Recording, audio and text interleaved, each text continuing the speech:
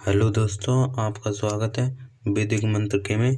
तो आज हम पढ़ेंगे क्लास 10th का चैप्टर नंबर 1 जिसका नाम है फूड एंड ह्यूमन हेल्थ। तो चलो स्टार्ट करते हैं क्लास 10th का chapter number 1 food and human health. तो आज से हम क्लास 10th के फुल चैप्टर को करवाएंगे। तो ये हमारा चैप्टर नंबर 1 है। सबसे पहले इसको करते हैं। हमारी प्लेलिस्ट में हमारे चैनल जो प्लेलिस्ट है उसमें डाला हुआ है full course science, math, SST, English, Hindi, Sanskrit. तो चलो स्टार्ट करते हैं। Food and human health. तो देखो इसका मतलब क्या है। मतलब हमारी जो शरीर है उसकी जो हेल्थ है उस पर जो फूड का क्या इफेक्ट पड़ता है उसको देखना है हमें। तो चलो देखते पढ़ते चैप्टर को। Nutrition is the ways of life. जो न्यूट्रिशन होता है वो हमारे लिए बहुत आवश्यक होता है। अब न्यूट्रिशन क्या होता है? न्यूट्रिशन वो होता है, न्यूट्रिशन एक ऐसी प्रोसेस होती है जिसमें हम खाने को प्राप्त करते हैं और उसको यूज करते हैं, उसको कहते हैं हम nutrition. Organism get different type of nutrients from it is surrounding atmosphere. जो ऑर्गेनिज्म है उसके जो बहुत सारे डिफरेंट टाइप के जो न्यूट्रिएंट्स है उसके आसपास में है। जो एटमॉस्फेयर है उसमें बहुत सारे जो डिफरेंट टाइप के न्यूट्रिएंट्स है। This product by with the process of digestion become a part of the body and fulfil different requirement. और ये जो प्रोडक्ट है ये हमारी जो बॉडी है उसके लिए बहुत ही आवश्यक है, क्योंकि आप जब खाना खाते हो तो वो जब आपके वो अंदर मतलब स्टोमक में जाता है तो वहाँ पर आपका डाइजेशन प्रोसेस होता है। तो आपका डाइजेशन प्रोसेस तो माउथ से ही स्टार्ट हो जाता है। तो डाइजेशन का प्रोसेस होगा तभी तो आपके अंदर मतलब जो न्यूट्रिएंट्स आपके अंदर जाएंगे। तो इसकी डिफरेंट मतलब रिक्वायरमेंट होती है, ज़रूरत होती है। और गुड हेल्थ के लिए भी इसकी ज़रूरत होती है, बैलेंस डाइट की। और जो आपकी जो डाइट है वो बिल्कुल बैलेंस रहनी चाहिए, वरना यदि आपकी डाइट ना बैलेंस रहेगी तो आप बिल्कुल स्ट्रॉन्ग रहेंगे। आपकी इम्यूनिटी पावर है वो भी ज़्यादा रहेगी, क्योंकि आप फाइट कर पाएंगे डिजीज से। And help to make mind sharp. और आपका जो दिमाग है वो बिल्कुल हेल्दी और बिल्कुल भी शार्प होगा। और एब्सेंस ऑफ हेल्दी डाइट। और यदि आपके अंदर जो हेल्दी डाइट नहीं होगी तो आपको बहुत सारी डिजीज़ हो सकती है। तो तो इसका मतलब देखो, इस पूरे का मतलब है यहाँ से और यहाँ तक का कि न्यूट्रिशन बहुत ही आवश्यक है हमारी बॉडी के लिए। यदि हम न्यूट्रिशन नहीं लेंगे तो हमें बहुत सारी डिजीज़ हो सकती है। यदि हम जो बैलेंस डाइट लेंगे ना तो हमारी बॉडी बिल्कुल हेल्दी रहेगी। अभी तक आपको समझना है, कुछ भी याद नहीं करना है। अभी सिर्फ आपको समझना है। अभी जो मैं पढ़ा रहा हूँ याद क्या करना है और ध्यान में क्या रखना है वो मैं आपको बताऊँगा। अभी तो आपको बस ऐसे समझना है, याद क्या रखना है और जो मेन पॉइंट है जो पेपर में आएगा उससे क्या याद रखना है वो मैं अभी आपको बताऊंगा। अभी तक तो हमने यही पढ़ा है कि जो न्यूट्रिशन है वो हमारे लिए ज़रूरत है, क्योंकि यदि हम न्यूट्रिशन खाएंगे तो हमारी बॉडी में जो बैलेंस डाइट है वो अच्छी तरह से रहेगी। यदि हम मतलब न्यूट्रिएंट्स को ढंग से नहीं लेंगे तो जो हमारी बॉडी में बहुत सारी डिजीज़ हो सकती है। तो हमने अभी तक इतना पढ़ लिया था। तो फिर क्या था? For maintaining good health balance diet is required. देखो जो मतलब गुड हेल्थ के लिए जो बैलेंस डाइट होनी चाहिए। फिर क्या था दोस्तों, यहाँ पर थे हम, यहाँ पर मैं नहीं आकर। तो फिर क्या था अब देखते हैं, एक minute. On the basis experience, it has been known as that the activities of life, carbohydrate, protein, fat, mineral, vitamins, water should be available sufficient quantity। देखो दोस्तों, जो हमारी बॉडी है उसके अंदर 6 न्यूट्रिएंट्स होते हैं। कौन कौन से? Carbohydrate, protein, fat, mineral, vitamins and water. इसको आप यहाँ से और यहाँ तक याद कर लीजिए। ऐसे पूछ सकते हैं कि हमारी मतलब हम न्यूट्रिएंट्स में कितने टाइप्स होते हैं, न्यूट्रिएंट्स में कितने मतलब न्यूट्रिएंट्स कितने होते हैं। तो ऐसे पूछ सकते हैं कितने होते हैं। 6 न्यूट्रिएंट्स होते हैं, carbohydrate, fat, protein, mineral, vitamins, water. और ये हमारी जो बॉडी है उसके अंदर बिल्कुल सफिशिएंट क्वांटिटी में होने चाहिए। और balance diet is one that contain all the essential nutrients. देखो जो बैलेंस डाइट है वो बिल्कुल अच्छी तरह से हमारे बॉडी में होनी चाहिए। डेफिशिएंसी ऑफ अनएबिलिटी एनी न्यूट्रिएंट, यदि हमारे अंदर जो डेफिशिएंसी होगी एक भी न्यूट्रिएंट्स की तो हमें बहुत सारी मतलब डिजीज हो सकता है और इसी को हम बोलते हैं माल न्यूट्रिशन। यदि हमें देखो अब दोस्तों बिल्कुल ध्यान से रखना, माल न्यूट्रिशन क्या होता है? लंबे समय की कमी, deficiency of long period, one or more nutrients is called malnutrition. तो इसको याद करना है। देखो यहाँ से और यहाँ तक आपको ये याद करना है। ऐसे पूछ सकता है कि माल न्यूट्रिशन क्या होता है, यहाँ से और यहाँ से आप अपनी बुक में लगा लो। यहाँ से if one or more nutrients are unavailable for a long period of time then it is called malnutrition. मतलब हमारी बॉडी में एक से या एक से ज़्यादा न्यूट्रिएंट्स की कमी हो लंबे समय तक तो उससे हो जाती है हमें माल न्यूट्रिशन। अब माल न्यूट्रिशन आगे शब्द आएगा इसलिए मैं आपको बता देता हूँ। लंबे समय की डेफिशिएंसी या कमी, लंबे समय तक की कमी एक या एक से ज़्यादा न्यूट्रिएंट्स की, उसे बोलते हैं माल न्यूट्रिशन। अब न्यूट्रिएंट्स क्या होते हैं? न्यूट्रिएंट्स एक ऐसे केमिकल सब्सटेंस होते हैं जो हमें प्रोवाइड करते हैं एनर्जी। अब कौन कौन से होते हैं वो होते carbohydrate, protein, fat, minerals, vitamins, water. और इसकी जो डेफिनेशन है न्यूट्रिएंट्स की वो क्या होगी, लिख लो आप पेन कॉपी में।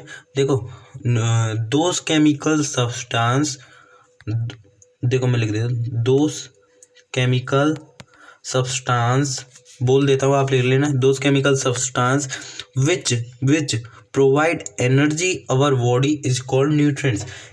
मतलब ऐसे केमिकल सब्सटेंस जो हमें प्रोवाइड करते एनर्जी, उसे बोलते हैं हम न्यूट्रिएंट्स। समझ में आया? माल न्यूट्रिशन पता चल गया। तो ये वेरी इंपॉर्टेंट था माल न्यूट्रिशन, तो इसको याद रखना माल न्यूट्रिशन क्या होता है।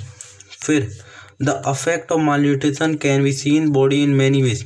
जो मतलब माल न्यूट्रिशन हो जाता है, अब लंबे समय तक की कमी होगी एक या एक से ज़्यादा न्यूट्रिएंट्स की, तो बहुत सारी बीमारी होंगी। अब जैसे कौन कौन सी बीमारी होगी इसमें नाम दे रखे, देखते हैं। वो देखो ये दे रखे, जैसे द अफेक्ट माल न्यूट्रिशन, रुको थोड़ा जूम कर देता हूँ। The effect of malnutrition can be seen on the body in many ways. Different component of nutrition fulfill different। देखो जैसे जो माल न्यूट्रिशन है उसकी मतलब कमी होगी तो हमारे अंदर बहुत सारी मतलब डिजीज हो सकती है। इससे बहुत सारी प्रकार की डिजीज हो सकती है। और इसलिए जो हमारे लिए रिक्वायरमेंट होती है मतलब न्यूट्रिएंट्स हमारे अंदर बिल्कुल अच्छी तरह होने चाहिए। एक मिनट दोस्तों, एक मिनट, हाँ यहाँ पर थे ना। अब यहाँ तक तो हमने पढ़ लिया। देखो अब क्या होगा, अभी हमने यहाँ से और यहाँ तक पढ़ लिया, यहाँ से और यहाँ तक का पैराग्राफ पढ़ लिया। देख लीजिए फूड एंड ह्यूमन हेल्थ का, यहाँ से और यहाँ तक का। अब इसमें मैंने जो मेन इम्पोर्टेंट है वो क्या है, एक तो दो चीज़ें जो इस पैराग्राफ में, वो कौन कौन सी, एक तो है माल न्यूट्रिशन क्या होता है, ये रहा माल nutrition. One or more nutrients are unavailable for long period of time then it is called malnutrition. एक तो ये था, ये मतलब ये एक इम्पोर्टेंट है। यहाँ से और यहाँ तक डेफिनेशन आ सकती है और आपके जो क्वेश्चन आंसर है उनमें भी दे रखी है। और एक और है, देखो मैंने 6 न्यूट्रिएंट्स बताए थे। एक तो carbohydrate, protein, fat, minerals, vitamins और वाटर, ये 6 न्यूट्रिएंट्स होते हैं। तो how many nutrients in how many nutrients in food, तो तुम बताना, मतलब आप बताना 6 कौन कौन से, carbohydrate, protein, fat, minerals, vitamin, water. अब देखो अब आ गया हमारा बैलेंस और अनबैलेंस्ड फूड, या इनको आप बैलेंस और अनबैलेंस्ड डाइट भी बोलते हो। तो one of the main reason of for malnutrition in our country is that people do not get adequate amount of balance food. देखो हमारी जो कंट्री है उसमें माल न्यूट्रिशन का जो मेन रीज़न है वो ये है कि जो लोग हैं वो अच्छी मात्रा में मतलब खाना नहीं खाते हैं। अब वो क्यों नहीं खा पाते, क्योंकि पॉवर्टी के कारण। देखो many example can be found where in due to bad habits, balance food is not taken properly and the person show the symptom of malnutrition. देखो जो हमारी कंट्री है उसमें पावर्टी बहुत है, मतलब गरीबी है, गरीबी के कारण जो बैलेंस फूड है वो नहीं मिल पाता, तो इसके कारण से बहुत सारी मतलब बीमारी हो सकती है, उनमें से एक माल न्यूट्रिशन। देखो माल न्यूट्रिशन क्या होता है, अभी मैंने बताया था, एक या एक से ज़्यादा न्यूट्रिएंट्स की कमी फूड में, उसे बोलते हैं माल न्यूट्रिशन, और वो भी लंबे समय तक की। The effect of mall nutrition main facts vote in physical and mental weakness. देखो ये माल न्यूट्रिशन की कमी से जो हमारा जो मतलब आप खाना ही नहीं खाओगे तो आपके जो मतलब फिजिकल मतलब आप कुछ भी काम नहीं कर पाओगे, और मेंटल भी वीकनेस रहोगे। Here we will discuss some of the important side effect of malnutrition. और आप यहाँ पर बहुत सारे साइड इफेक्ट देख सकते हो माल न्यूट्रिशन के। अब देखो बैलेंस फूड और अनबैलेंस फूड क्या होता है, इनकी डेफिनेशन क्या होगी, तो मैं बता देता हूँ बैलेंस और अनबैलेंस की डेफिनेशन क्या होगी। आप लिखो a diet in which contain all the right amount of food. देखो मैं इधर लिख देता हूँ, एक मिनट इधर लिख देता हूँ क्योंकि बुक में थोड़ा वैसे दे रखा है, मैं इजी में लिख देता हूँ। ए डाइट, ये मैं बैलेंस डाइट की लिख रहा हूँ ना, बैलेंस फूड की। ए डाइट इन विच मैं मेन इंपॉर्टेंट भी बता रहा हूँ, in which contain all the right amount of proportion of food. यदि आपको ये हार्ड लग रही है तो मैं एक और भी लिखवा दूंगा, portion of food is called balance food. अब देखो इससे ही वो अनबैलेंस फूड की बन जाएगी।